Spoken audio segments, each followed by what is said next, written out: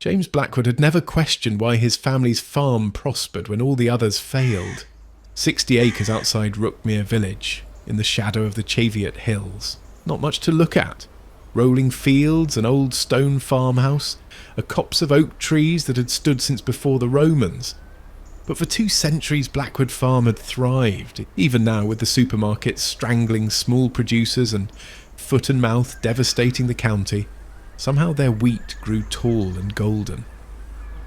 Lucky soil, his father had always said. James inherited the farm last winter when his parents died within months of each other.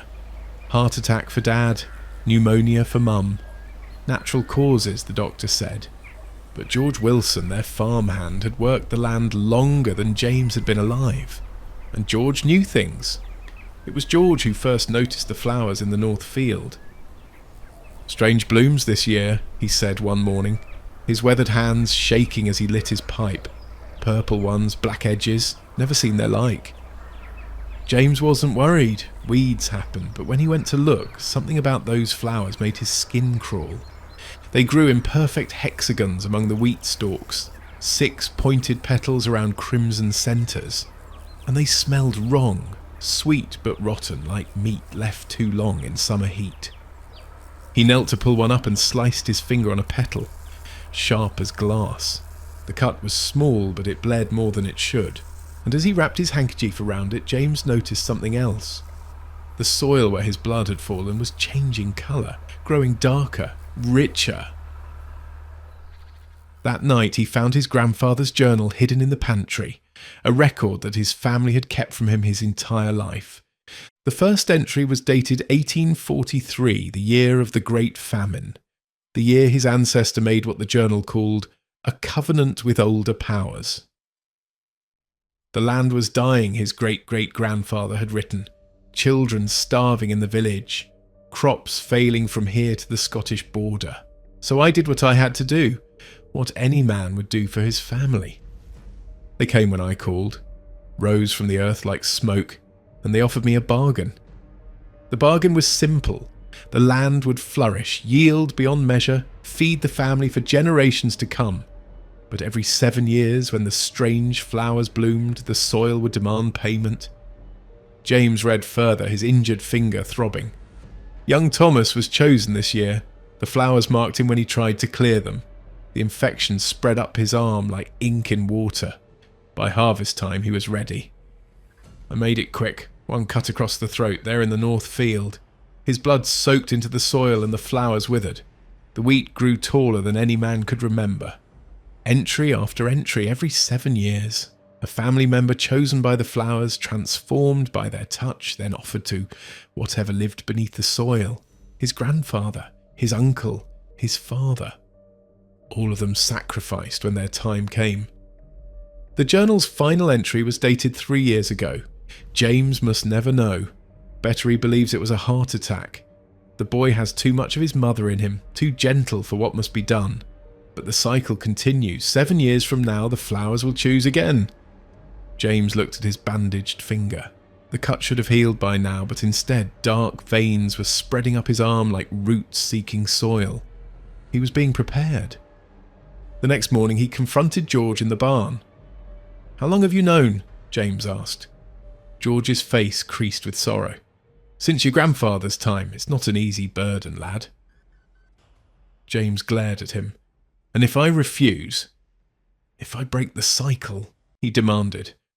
George gestured toward the window, toward the green fields stretching to the horizon. "Look around you. This whole valley depends on Blackwood prosperity. This farm feeds half the county. Without the covenant," he shrugged. "The land dies, the village dies, everyone dies, slow and hungry." James felt the infection creeping towards his shoulder. His skin was beginning to crack like dried earth, weeping dark fluid that smelled of turned soil and old copper. He had perhaps a week before the transformation was complete. A week to decide whether to honour his family's terrible bargain or let the land and everyone who depended on it wither and starve.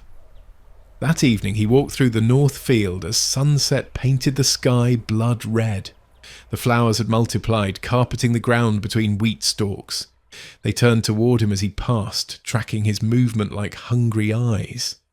At the field's centre, where the soil was blackest, James knelt and pressed his infected hand to the earth. He felt it then, vast, ancient and patient. Something that had slumbered beneath Northumberland soil since before men learned to plant seeds. Something that understood the price of fertility and the cost of plenty. The flowers whispered in a language older than English, but James understood.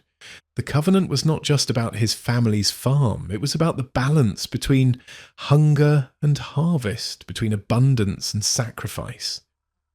For 2 centuries, the Blackwoods had fed this corner of England, sustained entire communities through lean times, and the price? 1 life every 7 years, 1 willing sacrifice to keep the ancient hunger satisfied. James made his choice. The next morning, George found him in the north field, lying among the purple-black flowers with a peaceful expression on his face. The infection had reached his heart during the night, and his body had begun to merge with the soil itself. By afternoon, the strange flowers had withered and died. By evening, the wheat stood taller and more golden than anyone could remember. The harvest that year was the finest in the county's history. George buried James in the village churchyard, as was proper. He told the priest and the coroner that the lad had suffered some kind of allergic reaction, possibly to agricultural chemicals. No one questioned it. These things happened on farms. And 7 years from now, when the flowers bloom again in the north field, they'll choose someone new. Perhaps one of James's cousins from the city. Perhaps a stranger who buys the farm, thinking they found a bargain. The land isn't particular about bloodlines. It only cares that the debt is paid. They say you reap what you sow, but some harvests grow from seeds planted long before you were born. And some debts pass from father to son, like land, like blood, like the promise of plenty in a hungry world.